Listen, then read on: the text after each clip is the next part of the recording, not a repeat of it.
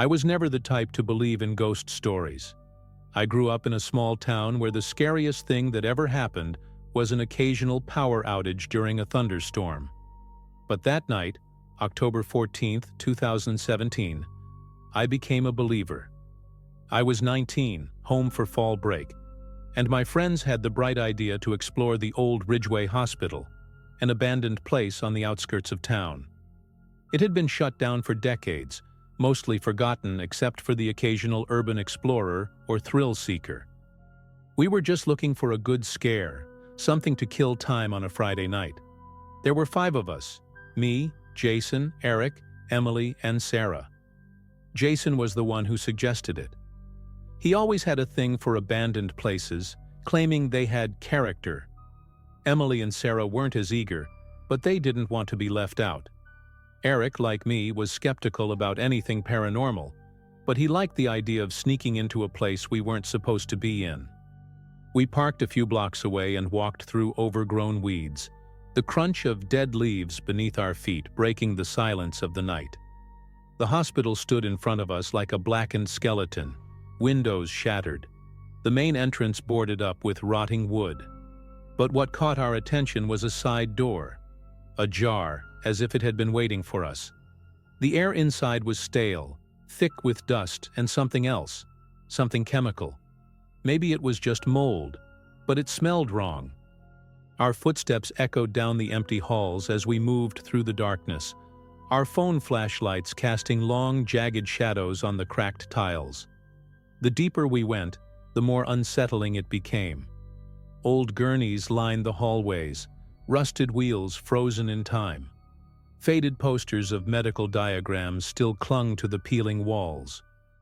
We made jokes to shake off the unease, laughing at the ridiculous idea of ghosts. But none of us could ignore the way our voices seemed smaller in that place, like the walls were swallowing them. Then we saw it, the entrance to the psychiatric ward. A metal gate, chained shut from the inside. Jason rattled it, laughing. "Guess they really didn't want anyone getting out, huh?" Emily muttered something about how we shouldn't be there, but no one was listening. That was when we first heard it. A whisper, too faint to make out, but definitely not the wind. We froze, exchanging nervous glances. "Did you hear that?" Sarah asked, her voice barely above a whisper. Jason waved it off, saying it was probably just the building settling, but I wasn't so sure. It had sounded deliberate. We kept moving, trying to laugh it off, but the whispers didn't stop. Every now and then we'd hear something, a soft murmur just beneath the range of understanding. It was like a conversation happening in the next room, just out of reach. Eric suggested it might be the wind moving through cracks in the walls, but the way the sound moved didn't make sense. It wasn't random.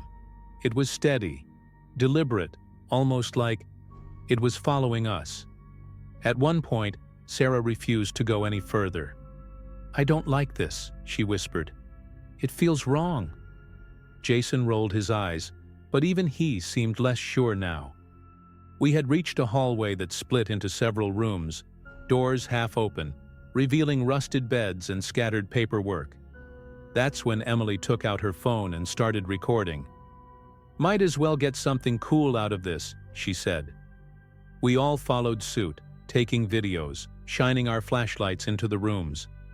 The whispers continued, still quiet, but insistent.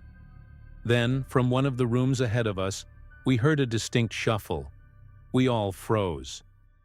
Jason, always the fearless one, stepped forward and peered inside. "Nothing here," he called back, but his voice sounded different, tight, uncertain.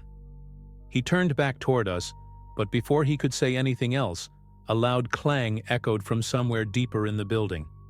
Something heavy, metal on metal, like a door slamming shut. That was enough for Sarah. "We need to leave, now." No one argued. We turned around, walking quickly, trying not to look like we were running. But the whispers, they didn't stop. They grew louder, not screaming, not even talking. Just an overwhelming chorus of voices too low to understand, like a dozen people whispering into our ears all at once. We made it outside, gasping for air like we'd been underwater. Jason laughed, but it sounded forced. "Okay, that was weird," he admitted. No one disagreed. We got back to the car, piled in, and didn't speak for a while. The tension only lifted when Emily broke the silence. "Let's check the videos," she said. "See if we caught anything." She pulled up her recording first, scrolling through until she reached the hallway. At first, it looked normal. Just us walking, our flashlights bouncing against the walls. But then she turned up the volume. The whispers were louder. Way louder. They weren't just faint murmurs anymore. They were distinct words. And in the middle of them, a single clear sentence rang through. "You're not supposed to be here." None of us said a word. The air inside the car felt heavy, suffocating. Emily replayed the video, and there it was again. "You're not supposed to be here." The voice was raspy, distant, but unmistakably real. It wasn't one of us. It wasn't the wind. It wasn't the building settling. Eric grabbed his phone and checked his own recording, his hands shaking. Same thing. The whispers, growing louder, surrounding us, and then that same chilling sentence. Sarah refused to listen. She just kept whispering, "I told you! I told you!" Jason tried to laugh it off, but his face had lost all its color. "It's gotta be some kind of audio glitch, right? Maybe interference from a radio signal or something." None of us believed that. I could see it in their faces.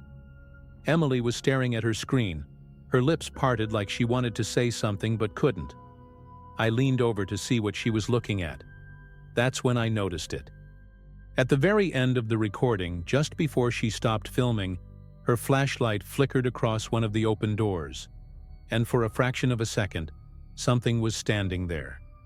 It wasn't clear, just a shape, a dark outline in the doorway. But it was there, and it wasn't one of us. The figure was tall, too tall, its head tilted slightly like it was watching us. My stomach turned to ice. "No way," I muttered. Emily zoomed in, but the second she did, her phone screen glitched. Static, distortion, a high-pitched whine from her speakers. Then the video crashed. The file was still there, but when she tried to play it again, the image was gone. Just darkness and that awful whispered sentence repeating one last time. "You're not supposed to be here." We never went back to Ridgeway Hospital. In fact, none of us ever talked about it again after that night. Not really. Jason moved to another state for college, and we lost touch. Eric deleted all his videos and refused to acknowledge it ever happened. Sarah never spoke about it again, but I noticed the way she avoided abandoned places like the plague. As for me, I still have the video. It's corrupted, just a black screen now. But sometimes, when I play it, I swear I can still hear them. The whispers, faint, waiting.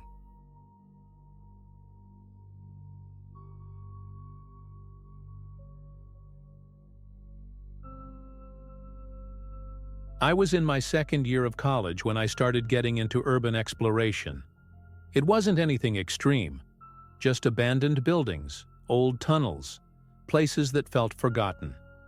The thrill of stepping into somewhere no one had been in years was addictive. My university had plenty of history, and a few of the old dorm buildings had been left to rot when new ones were built. One, in particular, sat at the far edge of campus, boarded up and covered in graffiti. I had passed it 100 times, always wondering what was inside. One night, after weeks of debating, I decided to find out. Slipping in was easier than I expected. A window at the back had been shattered long ago, the glass crunching softly under my shoes as I climbed in. The air inside was thick, stale, carrying the scent of damp wood and dust. My flashlight beam cut through the darkness, revealing long-forgotten furniture draped in sheets, old posters curling off the walls. It was dead silent except for the occasional groan of shifting wood or the distant drip of water. I started recording everything on my phone, whispering commentary as I moved through the building. The place was eerie, sure, but it was just an abandoned dorm. Nothing special. Then I found the door. Unlike the others, which were cracked open or hanging off their hinges, this one was locked tight, a rusted chain looped through the handle. The wood was scratched near the bottom, deep grooves carved into it, like something had clawed at it from the inside. That should have been my cue to leave, but instead, I leaned in closer, pressing my ear against the cold surface. Silence. I exhaled, shaking my head at my own paranoia. Maybe it was just a storage room, or maybe the maintenance crew had locked it up years ago and forgotten about it. Either way, I moved on. I had barely taken 5 steps when I heard it. A sharp, deliberate knock from the other side of the door. My blood went cold. I froze in place, listening, my heartbeat thudding in my ears. A second knock followed, slower this time. I spun back toward the door, my flashlight trembling slightly in my grip. "Hello?" My voice came out quieter than I intended. No answer. Just that suffocating silence pressing in again. I told myself it was a prank. Maybe another student had gotten in before me and was messing around. That was the only explanation that made sense. But then, why hadn't I heard anyone else moving? I crouched down, my breath shallow, and hesitated for a moment before pulling my phone from my pocket. If someone was in there, they'd have to be close to the door. I figured I could record whatever was happening and prove it was just some idiot playing games. Carefully, I slid my phone under the gap at the bottom of the door, camera facing up.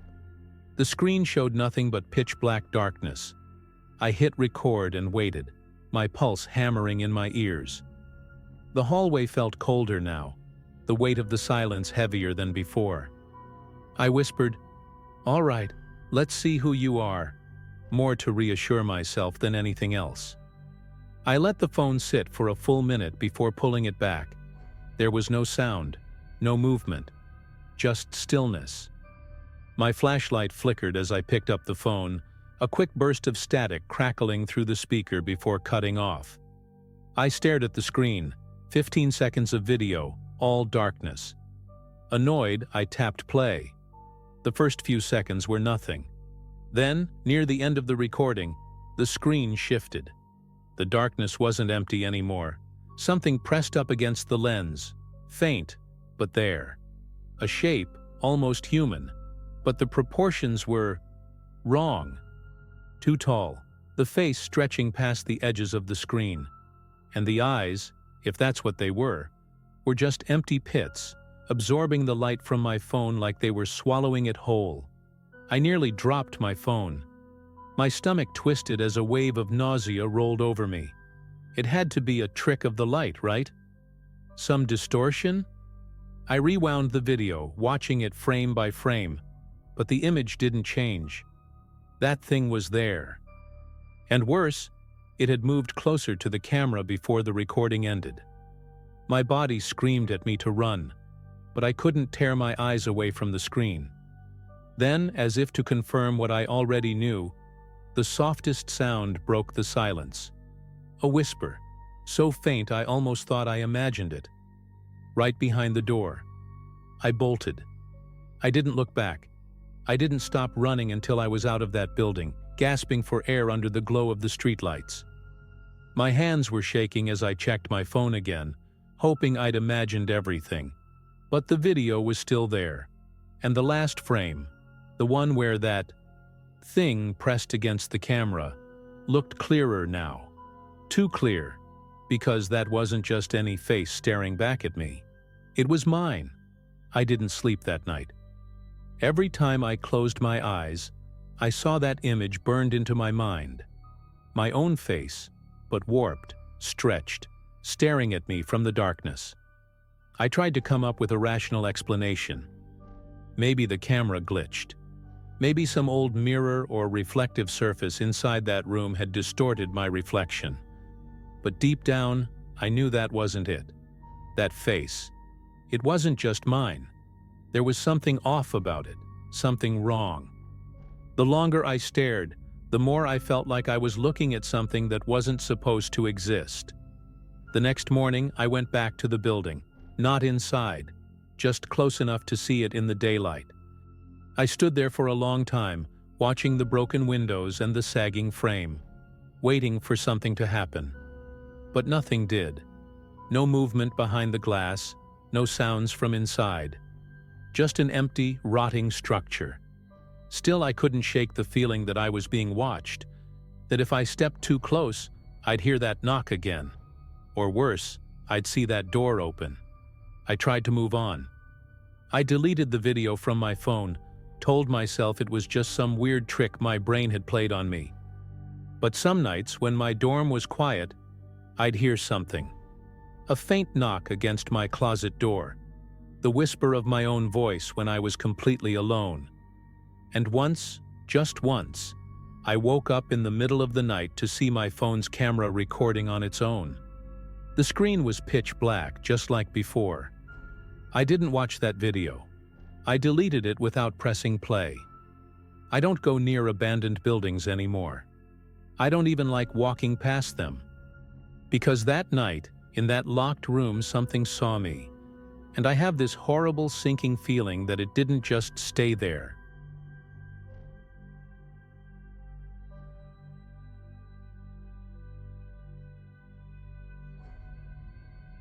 I was 16 when it happened, and up until that night I never really paid attention to the abandoned house next door. It had been empty for as long as I could remember. A rotting, two-story shell with boarded-up windows and a sagging porch. The kind of place that blended into the background after a while, just another piece of forgotten history. My mom always told me to stay away from it, warning me about rusty nails, unstable floors, and whatever else parents say to keep kids out of trouble. And honestly, I listened, at least until the storm came. A bad one rolled through town last week, thunder shaking the walls, wind howling like a wild animal. The next day, as I was taking out the trash, I noticed something strange. One of the boards covering the downstairs window had fallen off. That alone wouldn't have been weird. Storms did that kind of damage all the time. But what caught my attention was the faint flicker of light inside. Just a quick pulse, barely noticeable through the grime-streaked glass. That house had no electricity, no running water. The city had shut all that off years ago. So, either someone had snuck in with a flashlight, or something was reflecting inside. At first I figured it was just some local kids messing around. Maybe a dare, maybe a place to drink where no one would bother them. But that night, when I was lying in bed, I saw it again. A faint, rhythmic glow, like someone turning a light on and off. It wasn't steady, and it wasn't a flashlight beam sweeping across the walls. It was more like flickering, like candlelight. I told myself to ignore it, but my mind kept circling back. If someone was squatting in there, who was it? A runaway? A junkie? Something about it gnawed at me, an itch I couldn't scratch. By the third night, my curiosity got the best of me. I grabbed my flashlight, pulled on a hoodie, and slipped out the back door. The air was damp, thick with the smell of wet leaves and distant asphalt. I crept around the side of the house, stepping carefully over broken branches and patches of overgrown grass. When I reached the back door, I hesitated. The knob was rusted, the paint peeling, but when I turned it, the door swung open without resistance. No creaking, no fight, just open, like someone had been using it. Inside, the air was thick and stale, carrying the sharp scent of mildew and something else, something sour, almost metallic. My flashlight beam cut through the darkness, revealing warped floorboards and peeling wallpaper curling at the edges like dead skin. Water dripped somewhere in the distance, the slow, irregular plop of a leak. I stepped forward, my shoes barely making a sound on the damp wood. The house was silent, but not in the way an empty place should be. It was a charged silence, like the air before a lightning strike. I moved carefully, sweeping my light across the room. The furniture was long gone, leaving only dark outlines on the dust-covered floor where heavy things had once sat. A broken chair lay on its side near the fireplace, its legs splintered like bones. And then I heard it. A faint rustling sound, coming from somewhere below. My pulse spiked. Rats, I told myself. Or maybe the wind shifting debris. But something about it made my stomach clench. It wasn't random. It was slow, deliberate. I turned toward the kitchen, where I knew there was a door leading down to the basement. The handle was ice cold under my fingers. It turned too easily, like the one outside. As I opened the door, the smell hit me full force. Damp earth, rotting wood, and that same sour metallic tang, stronger now. My flashlight beam wavered as I swallowed down the rising nausea. The stairs stretched below me, disappearing into darkness. The rustling sound had stopped. Step by step I descended, my heartbeat loud in my ears. The basement walls were rough concrete, lined with old shelves sagging under the weight of forgotten junk. At the far end of the room against the back wall was a pile of old blankets, newspapers, and crumpled food wrappers. My breath hitched. Someone had been living here. The blankets were arranged like a makeshift bed, and next to them, a single plastic water bottle, half full. My stomach turned as I noticed something else, a piece of rope, knotted at one end, lying loosely on the floor. I took a step back, every instinct in me screaming to get out. This wasn't just some kids messing around. Someone had been staying here recently. The air was damp, pressing in around me like a heavy weight. And I realized how deep underground I was. How alone. My flashlight flickered just for a second, and in that brief moment of darkness, I heard it. A slow, dragging movement, like fabric shifting. My breath caught in my throat. I turned the light toward the pile of blankets, my pulse hammering in my ears. At first, nothing. Just stillness. Then, under the top layer, something moved. Not a scurrying rat, not the wind. Something bigger. A shape pushing up from beneath, shifting like it was waking up. My mouth went dry. I wanted to run, but my feet wouldn't move. I was frozen, staring as the blanket slowly lifted, just enough to reveal a hand. It was pale, the fingers too long, too thin.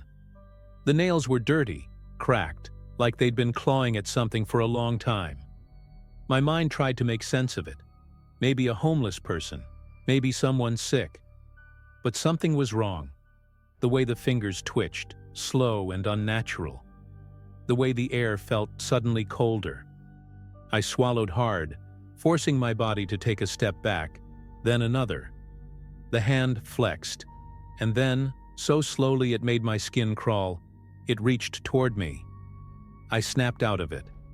My instincts finally took over, and I turned on my heel, sprinting for the stairs. Behind me, I heard movement, shuffling, the soft drag of something against the floor. My feet hit the steps, slipping slightly on the damp wood as I scrambled upward. I didn't look back. I couldn't. I just ran, heart slamming against my ribs. The basement door was still open, a rectangle of faint moonlight waiting for me. I lunged through it, my hand hitting the kitchen counter to steady myself as I slammed the door shut behind me. I stood there, chest heaving, my back pressed against the basement door. My ears strained for any sound from below, but there was nothing. Just silence. The kind that made my skin prickle. I wasn't about to wait and see what was under those blankets. I bolted through the kitchen, past the broken chair, and out the back door without even bothering to close it behind me. The cold air hit me like a slap, but I didn't stop running until I was back inside my own house, locking the door behind me. My hands were shaking so badly I could barely twist the deadbolt into place. I pressed my forehead against the wood, sucking in deep breaths, trying to convince myself that I hadn't just seen what I saw, that it had just been some poor guy sleeping in there, reacting in a weird way to being woken up. But deep down, I knew. Something about that hand, it wasn't right. I didn't sleep that night. I kept expecting to hear something. Footsteps outside my window, a knock at the door. But nothing happened. The next morning, when the sun finally rose, I told myself I had to go back. Not inside, no way, but just to check from a distance. To prove to myself that it had just been my imagination. I walked over casually, trying to ignore the way my stomach twisted as I neared the house. The back door was shut. The basement window, covered in grime, was too dark to see through. I hesitated, then knocked on the door once, softly. Just to see. Silence. And then, from deep inside the house, something knocked back. I ran. I never went near that house again. And a few months later, the city finally tore it down. I told myself it didn't matter anymore, that whatever had been inside was gone. But even now, years later, I still wonder, if I had lifted that blanket just a little more, what would I have seen?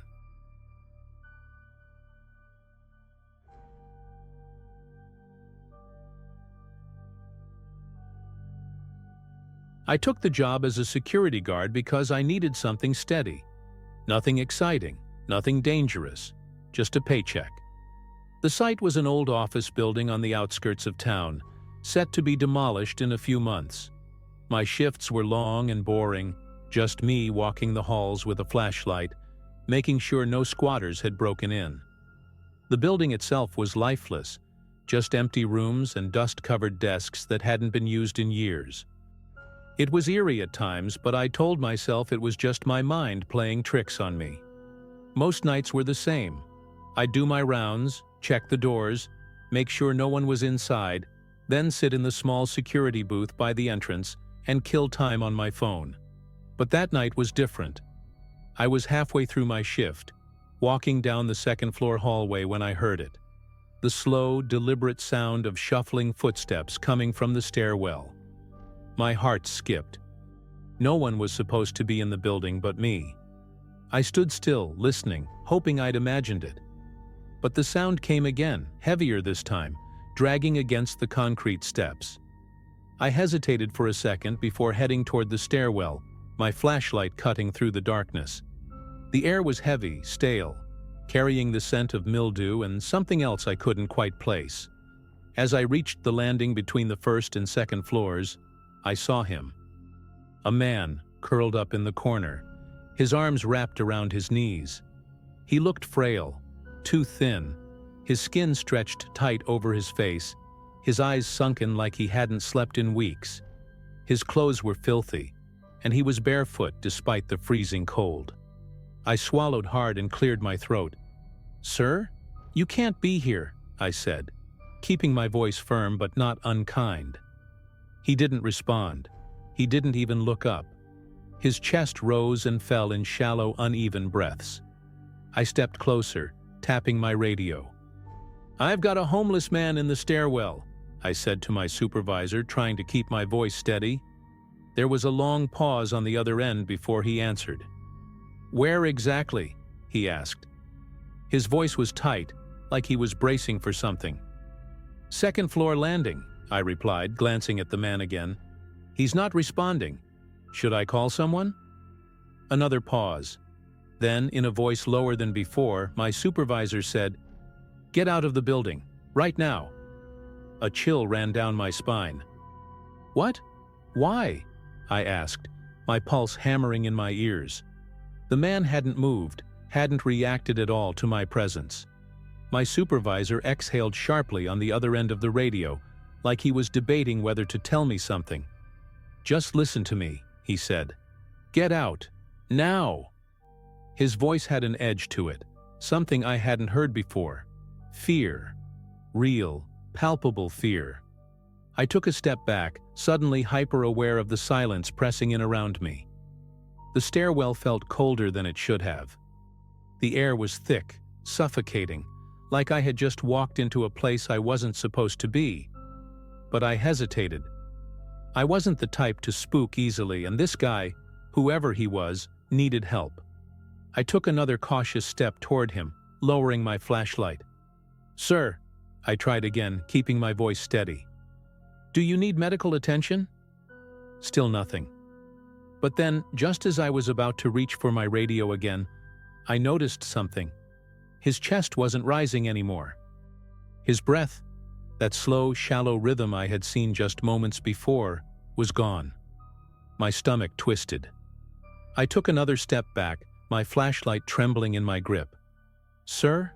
I whispered. The man shifted. Not in a natural way, not like someone waking up or readjusting. His body jerked, a stiff, unnatural twitch, like something was pulling at him from the inside. And then, finally, he looked up. His eyes were wide, too wide, the whites almost glowing in the dim light. But the worst part was his face. It wasn't just gaunt, it was wrong. His skin was waxy, his lips cracked and slightly parted, as if he had been caught mid-breath. He looked like a corpse that had just realized I was there. I staggered back, my breath catching in my throat. My instincts screamed at me to run, but my feet felt glued to the ground. And then, the radio crackled. "Get out of there now!" my supervisor barked. His voice snapped me back to reality. I spun on my heel and bolted down the stairs, taking them two at a time, my boots slamming against the concrete. As I reached the first floor, I risked one last glance up at the stairwell. The man was standing now, but not like a person should stand. His arms hung limp, his head tilted too far to the side, like he was held up by invisible strings. And yet, he was staring right at me. I didn't stop running until I was outside, gulping in the cold night air like I'd been drowning. My hands shook as I fumbled for my radio. "I'm out!" I gasped, my breath coming in ragged bursts. "What the hell was that?" There was a long silence before my supervisor finally spoke. His voice was quieter now, almost tired. "Lock the doors. Wait for me outside." I didn't argue. My hands were still trembling as I shoved the key into the lock, sealing whatever was inside that stairwell away. It took my supervisor, Mark, about 15 minutes to get there, and when he did, he looked pale, like he had seen this coming. He didn't even ask if I was okay. He just looked at me, then at the building, and sighed. "We found that same guy dead in that stairwell 3 weeks ago," he said finally, rubbing his face. "Same spot, same clothes. No one knew how long he'd been there." His words sent ice through my veins. "That's impossible," I muttered. "I saw him breathing. I heard him move." Mark shook his head. "I don't know what you saw, but I do know this. No one's been in that building since we cleared it out." I wanted to argue, to tell him I knew what I had seen, that I wasn't crazy.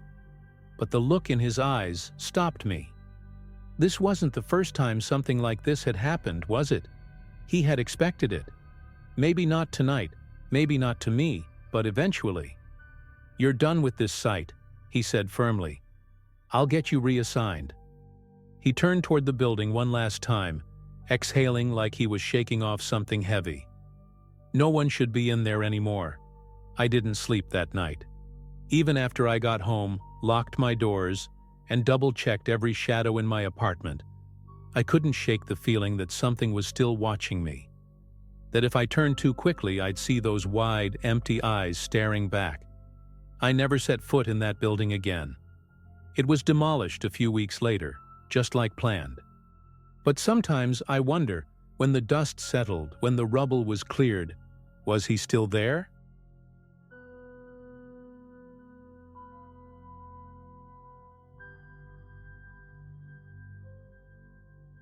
I moved into the house with Ben in late October.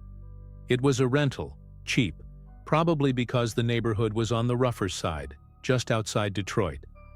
The kind of place where streetlights flickered, and you kept your head down walking at night. We were both working lousy jobs, barely scraping by, so we jumped at the price.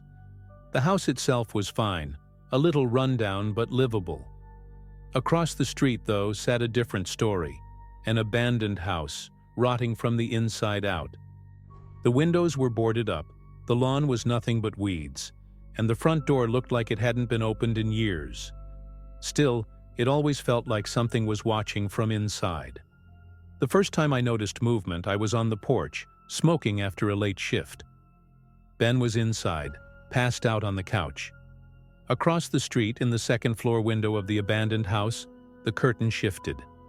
Just a little, like someone had peeked out and let it fall back into place. My stomach twisted, but I told myself it was nothing. Maybe the wind, maybe a raccoon, maybe I was just exhausted.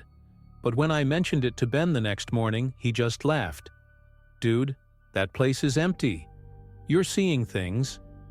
Over the next few nights, I kept an eye on that window, and I wasn't seeing things. Every so often, I'd catch the faintest movement, just enough to set my nerves on edge. Sometimes it was a shadow, sometimes the curtain shifting again, but never enough to be sure. Then, one night, Ben saw it too. We were both outside drinking cheap beer when he nudged me. "Tell me you saw that." The curtain had twitched, like fingers had barely brushed it aside. We stared for what felt like forever, but nothing else moved.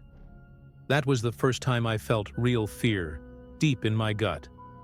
A few days later, we brought it up to our neighbor, Mr. Dawson. He was one of the few people who'd been on the street forever, a retired mechanic who spent most of his time on his front porch. When we mentioned the house, his face changed, like we had said something we weren't supposed to. "Ain't nobody in there," he muttered, a little too quickly. Then, after a long pause, he added, "Not anymore." That should have been the end of it. We should have let it go. But we didn't. That night, neither of us could stop thinking about it. Not anymore. What the hell did that mean? Ben was always the more reckless one, and after a few beers, he decided we had to check it out for ourselves. "Dude, if someone's squatting in there, we should know," he reasoned. "What if it's some psycho watching us?" I hated the idea, but the thought of going to bed wondering was worse. So just past midnight, we grabbed flashlights and hopped the fence into the backyard. Up close, the house was even worse than it looked from across the street. The siding was peeling, the wood soft with rot. The back door was unlocked, but it stuck when Ben tried to push it open.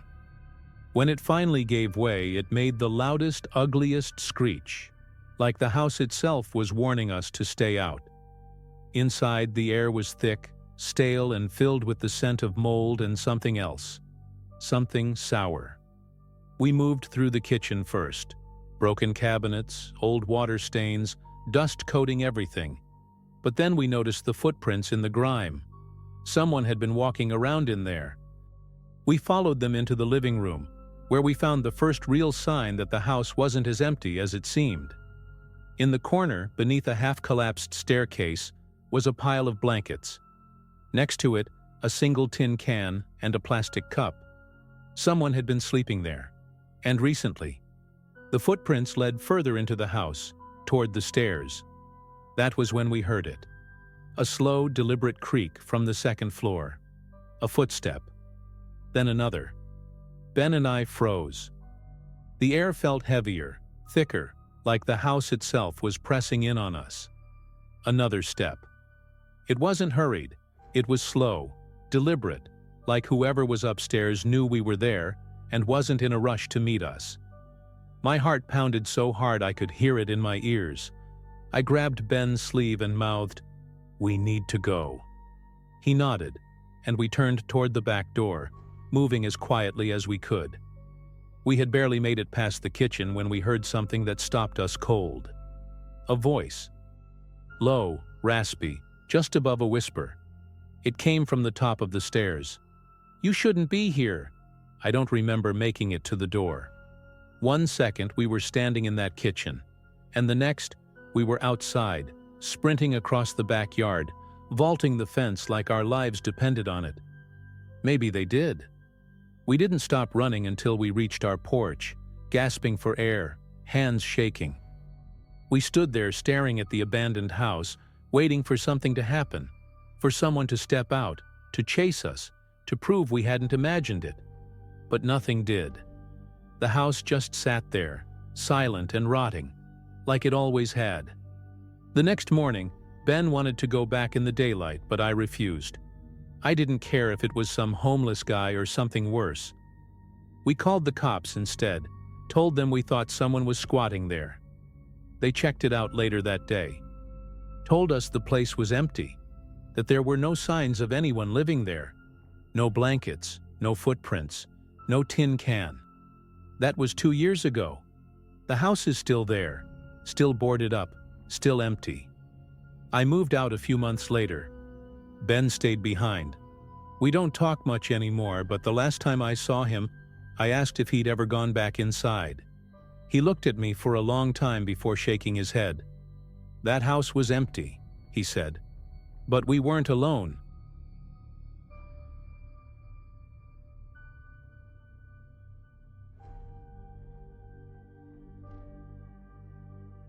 I used to work construction for a company that handled large-scale industrial sites, mostly renovations of old factories and warehouses. This was about 5 years ago, back when I was doing night shifts to make extra cash. The hours were long, the work was tough, but the solitude wasn't so bad, until I started noticing something I couldn't explain. We were working on a new office building that was going up next to an abandoned factory, a massive, rusted-out structure that had been empty for over a decade. No electricity, no security, just a forgotten husk of a building.